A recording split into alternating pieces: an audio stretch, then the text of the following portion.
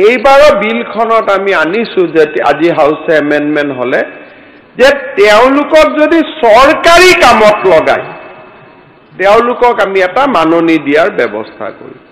কিন্তু গাঁওখনক নিৰাপত্তা দিয়া কামটো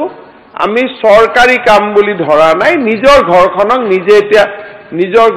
নিজে তলা চাবি মাৰি ৰাখে যাতে প্ৰটেক্ট হয় তেনেকৈ গাঁওখন সুৰক্ষা কৰি ৰাখিব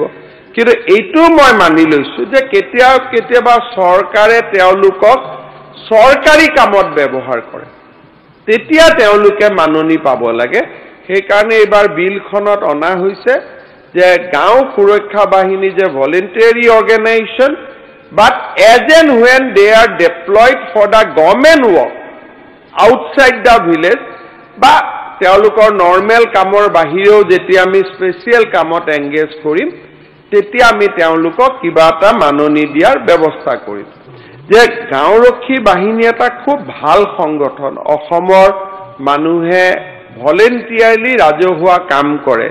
ইয়াক দৰমহা বেতন আদিৰ লগত সুমুৱাই পেলাই অৰ্গেনাইজেশ্যনটোৰ আত্মাটোক আমি কিল কৰি দিব নালাগে এইটো মোৰ ৰিকুৱেষ্ট আৰু গাঁওৰক্ষী বাহিনীৰ সুবিধা বঢ়োৱাত